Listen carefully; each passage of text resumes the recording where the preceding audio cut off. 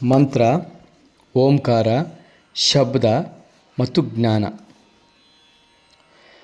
ನಾವೀಗ ಮಹಾಪುರುಷರು ಮತ್ತು ಅವತಾರಗಳನ್ನು ಕುರಿತು ಮಾತನಾಡುತ್ತಿಲ್ಲ, ಸಿದ್ಧಗುರುಗಳನ್ನು ಮಾತ್ರ ಕುರಿತು ಹೇಳುತ್ತಿರುವೆವು.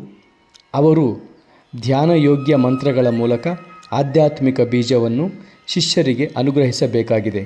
ಈ ಮಂತ್ರಗಳೇನು? ಹಿಂದೂ ದರ್ಶನದ ಪ್ರಕಾರ ಇಡೀ ಪ್ರಪಂಚವು ನಾಮರೂಪಗಳಿಂದ ಆಗಿದೆ. ವ್ಯಷ್ಟಿ ಮಾನವನಲ್ಲಿ ಯಾವ ಚಿತ್ತವೃತ್ತಿಯೂ ನಾಮರೂಪಗಳ ಪ್ರಭಾವಕ್ಕೆ ಒಳಗಾಗದೇ ಇಲ್ಲ. ಇದೇ ಯೋಜನೆಯ ಮೇಲೆ ಸಮಷ್ಟಿ ಬ್ರಹ್ಮಾಂಡವು ರಚನೆ ಆಗಿದ್ದರೆ ಅಲ್ಲಿಯೂ ನಾಮರೂಪಗಳೇ ಇರಬೇಕಾಗುವುದು. ಒಂದು ಹಿಡಿ ಮಣ್ಣನ್ನು ತಿಳಿದರೆ ಮಣ್ಣಿನಿಂದಾದುದನ್ನೆಲ್ಲ ತಿಳಿದಂತೆ.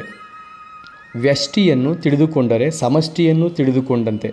ರೂಪ ಹೊರಗಿನ ಕರಟ, ಅದರೊಳಗಿರುವ ನಾಮ, ಅದರ ಅರ್ಥವೇ ತಿರುಳು ಸಾರ. ತಿರುಳು ಸಾರ. ದೇಹವೇ ರೂಪ, ಮನಸ್ಸು ಅಥವಾ ಅಂತಃಕರಣವೇ ನಾಮ.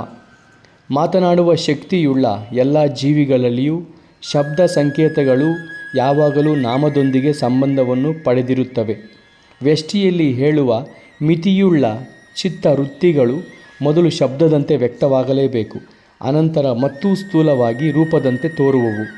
ಬ್ರಹ್ಮ, ಹಿರಣ್ಯಗರ್ಭ ಅಥವಾ ಮಹತ್ ಆದಿಯಲ್ಲಿ ಮೊದಲು ನಾಮದಂತೆ ವ್ಯಕ್ತವಾಗಿ ಅನಂತರ ವಿಶ್ವದ ರೂಪ ಧರಿಸಿದನು. ವ್ಯಕ್ತವಾಗಿರುವ ಇಂದ್ರಿಯ ವೇದ್ಯವಾದ ಪ್ರಪಂಚವೆಲ್ಲ ರೂಪ. ಅದರ ಹಿಂದೆ ಸನಾತನ ಅವ್ಯಕ್ತ ಸ್ಫೋಟ ಅಥವಾ ಅದನ್ನು ಹೊರಗೆಡುವ ಶಬ್ದ ಬ್ರಹ್ಮವಿದೆ.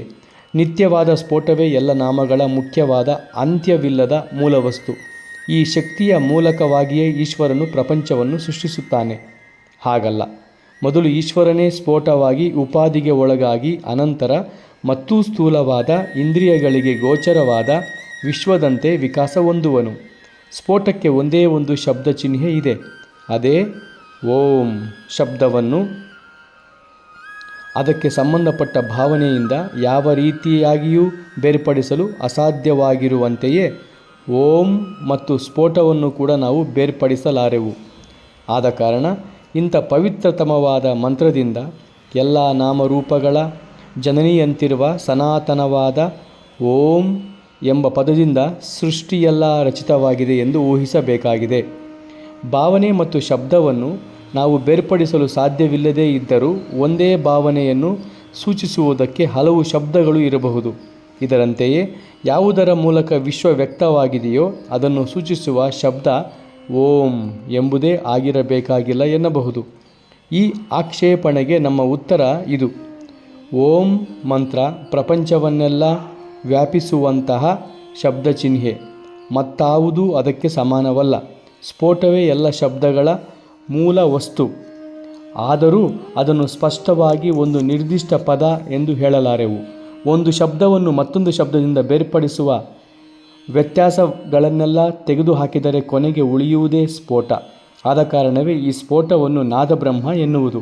ನಿರ್ದಿಷ್ಟವಾಗಿ ಇದು ಹೀಗೆ ಎಂದು ಹೇಳುವುದಕ್ಕೆ ಆಗದ ಈ ಸ್ಫೋಟಕ್ಕೆ ಯಾವ ಶಬ್ದವನ್ನು ವಾಚಕವಾಗಿ ಇಟ್ಟುಕೊಂಡರೂ ಅದರಲ್ಲಿ ಯಾವುದಾದರೊಂದು ವಿಶೇಷವನ್ನು ಕಲ್ಪಿಸಿದಂತೆ ಆಗುವುದರಿಂದ ಅದು ಸ್ಫೋಟವಲ್ಲದೆ ಹೋಗುವುದು. ಆದ ಕಾರಣ ಯಾವ ಶಬ್ದ ಆದಷ್ಟು ಕಡಿಮೆ ವಿಶೇಷವನ್ನು ಕಲ್ಪಿಸುವುದೋ ಮತ್ತು ಅದರ ಸ್ವರೂಪವನ್ನು ಆದಷ್ಟು ಮಟ್ಟಿಗೆ ವ್ಯಕ್ತಪಡಿಸುವುದೋ ಅದೇ ಈ ಸ್ಫೋಟಕ್ಕೆ ಉತ್ತಮ ವಾಚಕವೆಂದು ಹೇಳಬೇಕಾಗುವುದು. ಇದೇ ಓಂಕಾರ. ಓಂಕಾರ ಒಂದೇ ಇದು.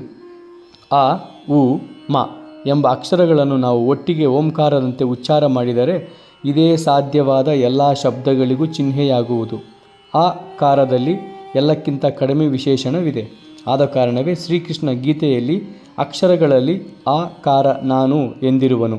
ಉಚ್ಚರಿಸುವುದಕ್ಕೆ ಸಾಧ್ಯವಾದ ಶಬ್ದವೆಲ್ಲ ನಾಲಿಗೆಯ ಆದಿಯಿಂದ ಹಿಡಿದು ತುಟಿಯ ಕೊನೆಯವರೆಗೆ ಇರುವ ಅಂತರದಲ್ಲಿ ಜನಿಸುತ್ತದೆ. ಆ ಕಾರ ಗಂಟಲಿನ ಒಳಗಿನಿಂದ ಬರುವುದು. ಮ ಕಾರ ಕೊನೆಗೆ ತುಟಿಯ ಮೂಲಕ ಬರುವುದು. ನಾಲಿಗೆಯ ಆದಿಯಲ್ಲಿ ಪ್ರಾರಂಭವಾಗಿ ತುಟಿಯಲ್ಲಿ ಕೊನೆಗೊಳ್ಳುವವರೆಗೆ ಮುಂದೆ ಸಾಗುವ ಶಬ್ದ ಸ್ಪಂದನವೇ ಉಕಾರ. ಸರಿಯಾಗಿ ಉಚ್ಚರಿಸಿದರೆ ಓಂಕಾರದಲ್ಲಿ ವರ್ಣೋತ್ಪತ್ತಿಯ ಸ್ವರವೆಲ್ಲ ಅಡಕವಾಗಿದೆ. ಮತ್ತಾವ ಶಬ್ದವೂ ಇದನ್ನು ಮಾಡಲಾರದು. ಆದ ಕಾರಣ ಇದೊಂದೇ ಸ್ಫೋಟಕ್ಕೆ ಅತಿ ಯೋಗ್ಯವಾದ ಚಿಹ್ನೆ. ಇದೇ ಓಂಕಾರದ ನಿಜವಾದ ಅರ್ಥ. ವಾಚಕವನ್ನು ವಾಚ್ಯದಿಂದ ನಾವು ಹೇಗೆ ಬೇರ್ಪಡಿಸಲಾರೆವೋ ಹಾಗೆ ಓಂಕಾರ ಮತ್ತು ಸ್ಫೋಟ ಕೂಡ ಒಂದೇ ಎಂದು ಭಾವಿಸಬೇಕು. ಸ್ಫೋಟ ವ್ಯಕ್ತ ಪ್ರಪಂಚದ ಸೂಕ್ಷ್ಮ ಸ್ಥಿತಿಯಾಗಿರುವುದರಿಂದ ಅದು ಈಶ್ವರನಿಗೆ ಸಮೀಪದಲ್ಲಿದೆ. ಇದೇ ಈಶ್ವರನ ಪ್ರಥಮ ಅಭಿವ್ಯಕ್ತಿ. ಓಂಕಾರ ನಿಜವಾಗಿ ಈಶ್ವರನ ಚಿಹ್ನೆ ಎಂದೇ ಆಯಿತು. ಅಖಂಡ ಸಚ್ಚಿದಾನಂದ ಸ್ವರೂಪನಾಗಿಯೂ ಅದ್ವಿತೀಯನಾಗಿಯೂ ಇರುವ ಪರಬ್ರಹ್ಮನನ್ನು ಅಪೂರ್ಣ ಜೀವಿಗಳು ಯಾವುದಾದರೂ ದೃಷ್ಟಿಕೋನದ ಮೂಲಕ, ಕೆಲವು ಗುಣಗಳ ಮೂಲಕ ಮಾತ್ರ ಭಾವಿಸಲು ಸಾಧ್ಯವಾಗಿರುವಂತೆ ಅವನ ದೇಹದಂತೆ ಇರುವ ಈ ವಿಶ್ವವನ್ನು ಕೂಡ ಪ್ರತಿಯೊಬ್ಬರೂ ತಮ್ಮ ಸ್ಥಿತಿಗೆ ಅನುಸಾರವಾಗಿಯೇ ಅರಿಯಬೇಕಾಗಿರುವುದು. ಉಪಾಸಕರ ಮನಸ್ಥಿತಿ ಅವರಲ್ಲಿ ಪ್ರಧಾನವಾಗಿರುವ ಗುಣ ವಿಶೇಷಗಳನ್ನು ಅವಲಂಬಿಸಿದೆ. ಅದರ ಪರಿಣಾಮವಾಗಿಯೇ ಒಂದೇ ದೇವರು ಹಲವು ಬಗೆಯಲ್ಲಿ ಗೋಚರಿಸುತ್ತಾನೆ. ಒಂದೊಂದು ರೂಪಿನಲ್ಲಿ ಒಂದೊಂದು ಗುಣ ಪ್ರಧಾನವಾಗಿರುವಂತೆ ಕಾಣುತ್ತದೆ. ಇದರಂತೆಯೇ ಒಂದೇ ಪ್ರಪಂಚ ಹಲವರಿಗೆ ಹಲವು ರೀತಿ ಕಾಣುತ್ತದೆ. ಇದರಂತೆಯೇ ಅತ್ಯಲ್ಪ ವಿಶೇಷಣಕ್ಕೆ ಒಳಗಾದ ಸರ್ವ ಸಾಮಾನ್ಯವಾದ ಓಂಕಾರ ಚಿಹ್ನೆಯಲ್ಲಿ ಶಬ್ದ ಮತ್ತು ಅದರ ಅರ್ಥ ಬೇರ್ಪಡಿಸುವುದಕ್ಕೆ ಅಸಾಧ್ಯವಾಗಿರುವಂತೆ ಈ ಅವಿಭಾಜ್ಯ ನಿಯಮವು ಈಶ್ವರನ ಮತ್ತು ವಿಶ್ವದ ವಿವಿಧ ದೃಷ್ಟಿಕೋನಗಳಿಗೂ ಅನ್ವಯಿಸುತ್ತದೆ. ಅವುಗಳಲ್ಲಿ ಪ್ರತಿಯೊಂದಕ್ಕೂ ಅದನ್ನು ವ್ಯಕ್ತಪಡಿಸುವ ಒಂದು ವಾಚಕವೂ ಇದ್ದೇ ತೀರಬೇಕು. ಮಂತ್ರಗಳು ಋಷಿಗಳ ಗಾಢ ಧ್ಯಾನಾಂತರಾಳದಿಂದ ಹೊರಹೊಮ್ಮಿದವುಗಳು. ಸಾಧ್ಯವಾದಷ್ಟು ತೃಪ್ತಿಕರವಾಗಿ ಆಯಾ ದೃಷ್ಟಿಯಿಂದ ಭಗವಂತನನ್ನು ಮತ್ತು ಪ್ರಪಂಚವನ್ನು ವಿವರಿಸುವ ವಾಚಕಗಳಾಗಿವೆ ಅವು. ಓಂಕಾರವು ಅಖಂಡ ಬ್ರಹ್ಮನನ್ನು ಸೂಚಿಸುವಂತೆ ಇತರ ಮಂತ್ರಗಳು ಖಂಡ ಬ್ರಹ್ಮದ ಸೂಚಕಗಳಾಗಿವೆ. ಇವೆಲ್ಲ ಭಗವದ್ ಧ್ಯಾನಕ್ಕೆ ಮತ್ತು ಜ್ಞಾನ ಸಂಪಾದನೆಗೆ ಸಹಕಾರಿಗಳು.